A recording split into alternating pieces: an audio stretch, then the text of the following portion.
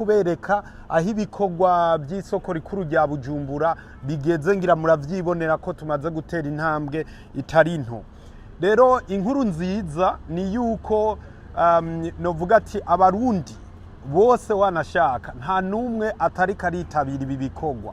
Icyo vyerekana nuko kugeza kuri iki kiringo, mu kiringo c'ukwezi kumwe gusa tumaze kwegeranya amafaranga arenga imiliyaridi 3 z'amafaranga y'amarundi, tukaba tumaze kwegeranya kandi amafaranga arenga ibihumbi 300 by'amafaranga y'amadolari y'amanyamerika. Cyo no bamenyesha cyo iri niterambere ry'u Burundi novuga ati ridasanzwe, kandi niterambere rigiye gushira Burundi ku yindi ntambwe idasanzwe izotuma Burundi bushinga icumu mu mashinga, izotuma Burundi buhiganwa n'ibi bihugu biguma bivuga ngo biteye imbere kuturusha. Ikindi ni cyuko ikituragishinga arico gituma mwabonye habaye inama ya twebwe turi kumwe n'inzego zitandukanye, ni umutekano w'amafaranga y'abanyamitahe bariko barashiramo. No bamenyesha ko umutekano w'amafaranga y'abanyamitahe bariko barashiramo hubwo urenga ibicijana kwijana. Ibi nibikorwa by'abarundi, harageze ko Burundi bwubakwa n'abarundi, kandi harageze ko tumenya neza ko inguvu z'abarundi nibwo bukomezi bwacu.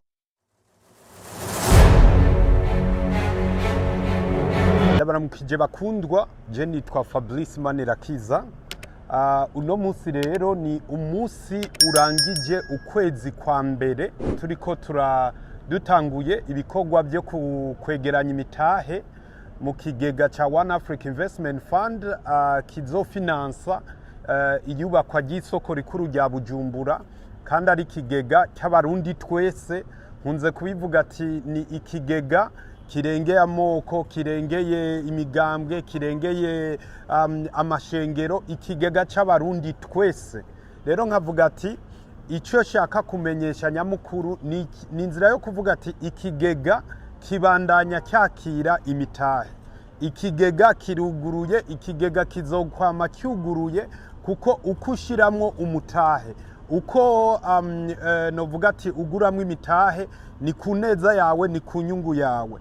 Rero uno munsi twashaka kubamenyesha ko ibikorwa twabitanguye ku tariki 16 z'ukwezi kw'icenda mu 2024. Uno munsi rero tukaba dukwijije ukwezi kwa mbere. Rero kujya twabibemereye ko tutazohengekanya kubandanya tubabwira uko ibintu biriko biragenda. Ni mu nzira rero yo kubaha update, ni mu nzira yo kubabwira uko ibintu biriko biragenda, mu nzira yo kwegeranya yo kubandanya hegeranywa ubwo buryo bwo muri ico kigega, no kubereka aho ibikorwa by'isoko rikuru rya Bujumbura bigeze, ngira muravyibonera ko tumaze gutera intambwe itari nto. Rero inkuru nziza ni yuko novuga ati abarundi bose wanashaka nta numwe atari karitabira ibi bikorwa. Icyo vyerekana nuko kugeza kuri iki kiringo, mu kiringo c'ukwezi kumwe gusa tumaze kwegeranya amafaranga arenga imiliyaridi 3 z'amafaranga y'amarundi, tukaba tumaze kwegeranya kandi amafaranga arenga ibihumbi 300 by'amafaranga y'amadolari y'amanyamerika. Aha turafise amaliste, iyi ni liste ya konte imwe yo muri bankobu. Iyo konte imwe already muravyibonera ngaha imaze kujako imiliyaridi 2 n'imiliyoni 550 n'ibihumbi 786. Rero ngira murumva ko kandi kujya novuga ati iyi yose zimpapuro zose ni liste za babene gihugu bose, ngaba batanga babandi bagenda baratanga ibihumbi 103. Rero ngira murumva ko ni akamo kitabiriwe na bose. Ikindi naco ahanyene tukiri kuri konti imwe yo muri bankobu, ngira muravyibonera ibihumbi 180 by'amafaranga y'amadolari y'amanyamerika. Aha rero novuga ati ni indication nziza, ni akaryo keza ko kwerekana iyo ntambwe imaze gutegwa, kandi tukabandanya duhimikiriza abarundi twese ko twoguma tubyitabira ku neza yacu, kuko ndakunze kubisigura kandi nzoguma ndabisigura. Abariko baragura imitahe muri iki kigega ntibariko barashira amafaranga kwa Fabrice, ntibariko barakomeza Fabrice, nibo nyene bariko bariteza imbere, nibo nyene bariko barikomeza, ni imiryango yabo bariko novuga ati bariko baraziganiriza kazoza ku neza y'Uburundi, ku neza y'abarundi, kujya nagenda bivuga ku buryo n'ikinyenjana kizovuga ati abarundi bariho mu 2024 baratanguye umuco canke iterambere nyakuri ku barundi bose bazoza. Rero mbandanye sigura novuga ko nsubiremwo mvuge yuko ikigega cyugururiwe bose kandi kibandanya cakira imitahe. Muganda shaka gusigura neza kujya twari twababwiye ko kugeza ku tariki ya 16 abazoba bamaze gutanga imitahe, babandi nariko ndabereka bamaze kugira ya ntambwe yo kuriha imitahe yabo. Twebwe novuga ati nk'abagwanira inyungu z'abariko barashiramo inyo mitahe, ikituragishinga no kugira batangure kuronka inyungu, batangure kuronka value, novuga ati ku mitahe yabo hatangure kuduga ko value.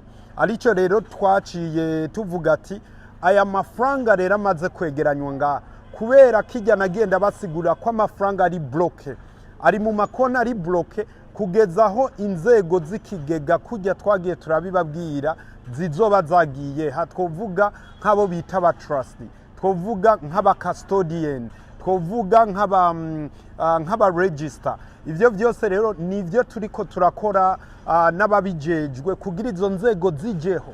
Bica bisigurika ko nta numwe afise uburenganzira bwo gukora kuri aya mafaranga, nta numwe afise uburenganzira bwo gukoresha amafaranga y'abanyamitahe. Izo nzego zijejwe novuga ati kuyasekiriza zitarajaho. Rero mu ntahure neza igikorwa ubu nicyo guplasa ayo mafaranga. Rero mu misi yeze mwarabibonye turiko turagirana ibiganiro na banki nkuru y'igihugu, banki centrale, tugiranira ibiganiro n'inzego zibijejwe, tugiranira ibiganiro n'aya mabanke tuzofashanya hano, uvuga cyane cyane nka CRDB, novuga nka Bankobu. Muri ivyo biganiro rero yari mu nzira yo kugira turabe inzira ibereye yo kugira aya mafaranga ya mbere abaravyara umusaruro kuri babandi bamaze kugira iyo ntambwe. Rero ngira muca mutahura ko kwinvestisa muri iki kigega, gushira imitahe yawe muri iki kigega ni gutangura kuronka izo bonisi z'inyungu ubwa mbere. Kuko murazi neza kuva dutangura kubabwira yuko muza kwinvestisa muri iki kigega kizokubaka isoko nkuru ya Bujumbura, umugambi novuga ati uhiye wa mbere puro moma ni isoko rikuru rya Bujumbura. Muguru urumva ko turajwe ishinga no kugira dutangure kubaronderera inyungu. Rero kubaje kuri iyi tariki iri imbere, novuga ati iri imbere y'izo tariki 16 z'ukwicumi, abo baje ubwa mbere inyuma y'amezi 3 ya mitahe yabo bazobona ko inyungu imaze kujako. Ayo mafaranga sayo baja gutora ngo reka ntore oya, hubwo nayavyibusha wa mutahe wabo. Ngira muravyumva rero ko mu jambo rimwe icyo novuga ni cyuko ukuza kugura imitahe muri iki kigega, uko winvestisa imitahe muri iki kigega ni kutangura kuronka inyungu. Kuko mu biganiro twagiraniye na banki centrale yaranatwemereye ku neza y'abene gihugu twese tumaze kugira iyi ntambwe yo kwinvestisa muri iki kigega, yaratwemereye kubu twe tuca twita nk'aba investisseurs mu byo biyita titre de trésorerie. Ngira muravyumva rero ko ibintu bimeze neza. So mu mezi 3 rero ari imbere, wa wundi yarisha 103 azosanga hamaze kujako pourcentage kanaka. Hariho pourcentage annuelle y'ibice 7 kujana by'amafaranga y'amarundi, hariho na pourcentage annuelle y'ibice 2 ku mafaranga y'agaciro y'amadolari. Ngira muravyumva rero ko ari ibintu biza korohereza canke kubandanya bifasha abanyamitahe. Naho ndaguma subiramwe mvuga ati kuko hari abantu bamaze imisi babaza ati none ikigega kizoba cugaye, ni oya, ikigega kiruguruye, kizokwama cyuguruye. Mugabo mutahure neza ko kuza kare ni kutangura gukabakaba kuri iyo nyungu y'umutahe wawe. Rero ikindi novuga ni cyuko n'abagira baze rero guhera iyi tariki inyuma ya tariki ya 16 n'abagira baze tuzosubira tubahamagare tubabwira aho ibintu bigeze mu ndwi zibiri tuzobahamagara nimba tuzoba tumaze kwegeranya izindi miliyaridi 5 canke 10 urumva ko nayo tuzoya plaza mu nzira yo kugira kuko mu yandi majambo ikintu abantu botahura nuko aha amafaranga ari ku bantu bazi ibintu bya marché de capitaux avyara yandi mafaranga. Rero wa mwene gihugu wo mucankuza wa mwene gihugu w'Ingozi namenye yuko novuga ati ari mu vyunguka ndarisubiremo iryo jambo nuko yomenya yuko yagiye mu vyunguka ari mu vyunguka ari no mu bikingiye ijana kwijana kuko nko ko investisa muri ayo matitre de trésorerie bifise zero risk nta risk bifise nimwe. Urumva rero ivyo byose bituraje ishinga mu nzira yo kugira abamaze kugira iyo ntambwe babandanye novuga ati bagira baronka izo nyungu. Ikindi no highlightinga nuko uko abantu baza ari beshi ko investisa muri iki kigega niko abarimwo bose bashikirwa n'inyungu. Iki rero ngira ndakunze kubabwira ati jewe ibintu nazanye canke ibi bintu turiko turakora ni by'umuzungu yahishije abarundi kuko abarundi yatubivyemwo kudakoranira hamwe mugabo kugukoranira hamwe niko twunguka turi beshi kuko nimba byabicindwi kujana by'inyungu nariko ndababwira nitwaba turi munsi y'imiliyaridi imwe y'amafaranga y'amarundi tuzoronka ibice 5 kujana nitwarenza za miliyaridi imwe tukagwirira amafaranga menshi tuzoronka ama pourcentage menshi. Ngira abamaze kugura imitahe bose n'abariko barayigura baca bumva ko ari urugamba rwatwese n'urugamba rwatwese kuko uko tugwira uko tugira ubumwe niko tuzatura na za nyungu tuzironka ku bwishi. Mbo hariho rero ikindi kintu nosigura cy'ukuntu hari abantu cyane cyane abo muri diaspora bagiye baragira ibibazo by'ukuntu amafaranga aza akacagira ico twita reversed. Bisigurika ati hariho amabanke usanga afise ama restriction yo kutarungika amafaranga mu Burundi ugasanga bayatransfeye ayo mafaranga asubiye inyuma kuko no ku mabanki historique amwe arabitwereka akatwereka ati amafaranga 1,500 cyangwa 2,500 byarinjiye bica biba reversed back. Rero byatumye tuca twiga izo case dusanga ni igituma nuko hariho amabanka amwe novuga ati yashiriye ibihano ku Burundi mugabo abarundi ngaha turi kugira tuzi ubwenge. Rero ati tuca tubigenza gute nico gituma twuguruye amakonte mu mabanka arenze imwe.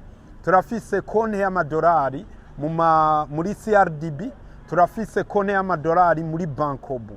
Bisigurika ati twarabasiguriye ko abariko bararungika amafaranga bo hanze bacishije muri CRDB bakabona bigenze neza Imana ishimwe mugabo abonye vyase ni bace bakoresha Bankobu.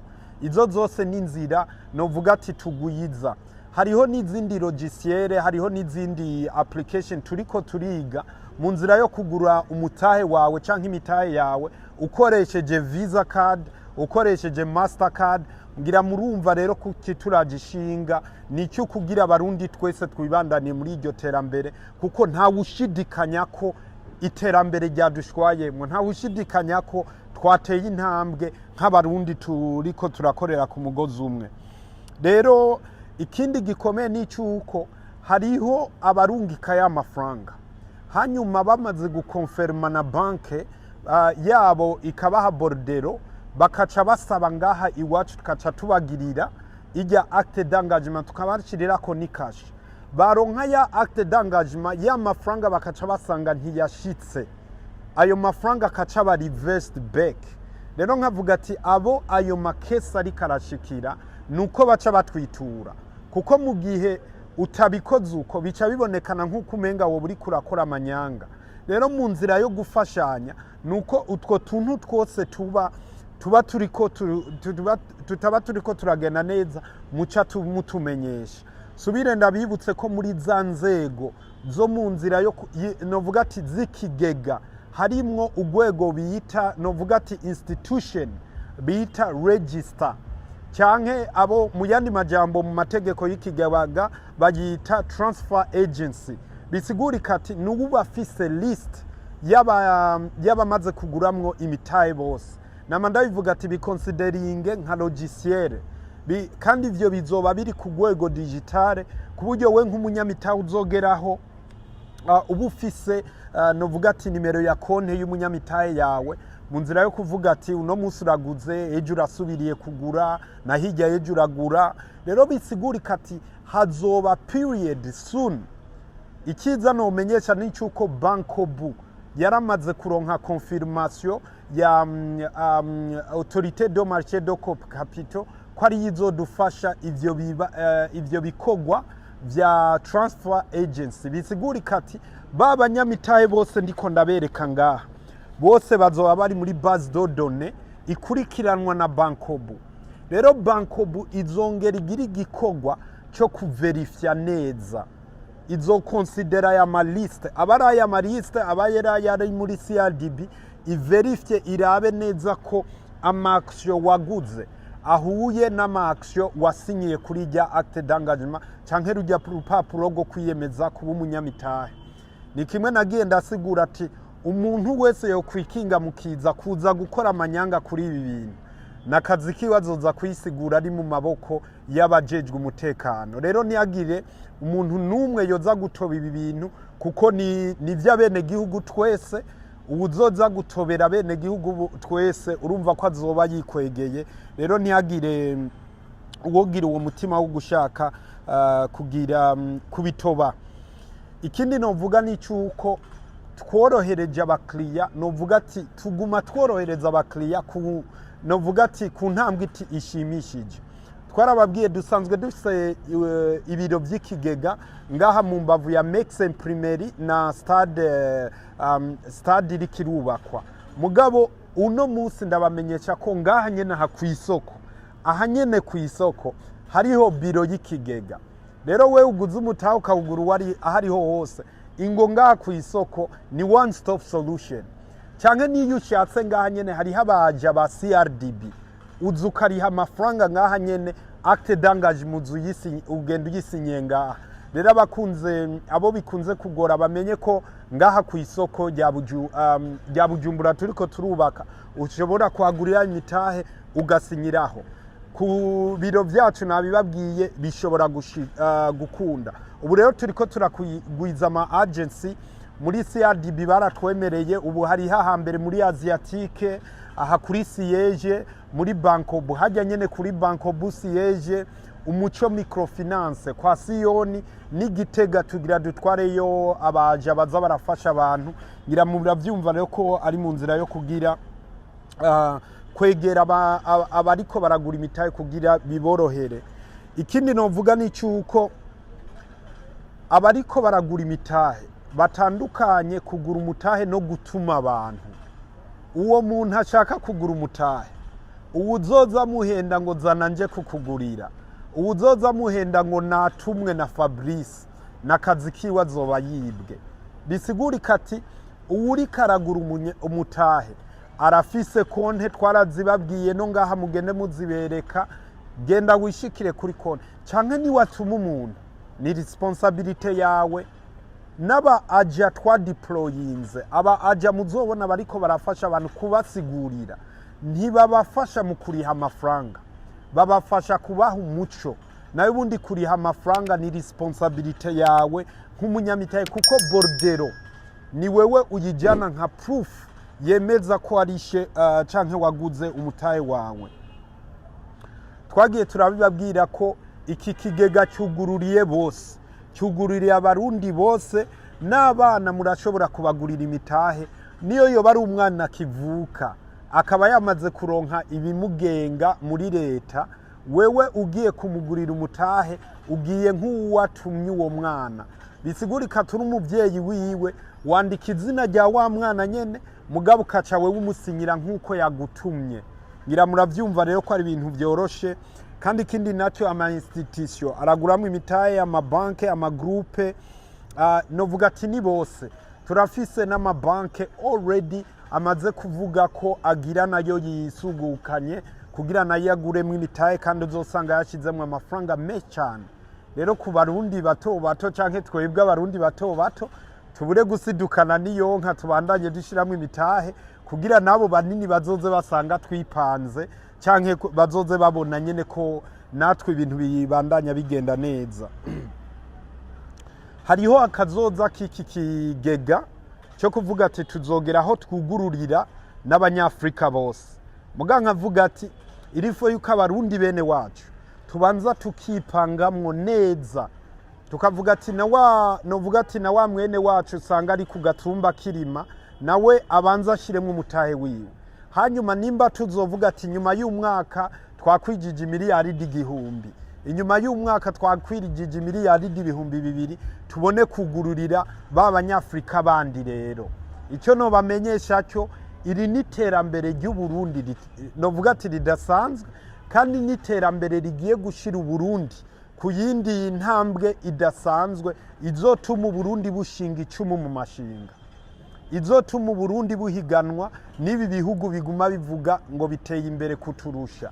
Bisigurika ati iyi niyo nzira yonyene izodushikana muri ya novuga ati muri ya mbono ya 2040 2060 kandi niyo nzira igiye kuzana urunani rwo gusenyera ku mugozi umwe nk'abarundi twese. Nababwiye kuba umunyamitahe uragura umutahe wawe ukaca usinya urwandiko rwo kwiyemeza kuba umunyamitahe hanyuma uri ngaha nababwiye ko ushobora kubironka hose uri muri diaspora ukabirungika kuri email. Ivyo ngira musanzwe ubu mwabimenyereye. Hanyuma ikindi novuga ni cyuko novuga ati mu kutanga aho ibikorwa bigeze mu nzira zose ikigega cacu ca One Africa Investment Fund, ikigega c'abarundi bose ubu icyo turiko turakora turiko turashiraho inzego. Ngira mwavyumvise ubu ikintu cya mbere twashizeho twararose uwo bita mu conseil d'investissement ariwe adufasha nk'umuhinga kuri ibi bintu bijanye no gushira amafaranga yacu mu novuga ati kugira baravyara umusaruro muri ubu mwanya turiko turinvestisa mu gihe ibikorwa vy'isoko rya Bujumbura tukivyitegurira. Ikindi naco nuko muri izo nzego zimaze nababwiye mu conseil ya d'investissement hano uvuga rero no mu register cyangwa mu transfer agency ko banko bimaze kuronka confirmation. Ubu na CRDB vuba iraronka confirmation y'umu trustee. Rero na vuba tuzobamenyesha uwo bita mu custodian. Ngira mwarabonye ko na BRB yemeye ko izozira dufasha ko twinvestisa ku ma titre de trésorerie. Ngira muravyibonera ko ari umugambi wa twese nk'abarundi twahagurukiye rimwe. Ikindi ni cyuko ikituragishinga arico gituma mwabonye habaye inama ya twebwe turi kumwe n'inzego zitandukanye ni umutekano w'amafaranga y'abanyamitahe bariko barashiramo. No bamenyesha ko umutekano w'amafaranga y'abanyamitahe bariko barashiramo hubwo urenga ibicijana kwijana.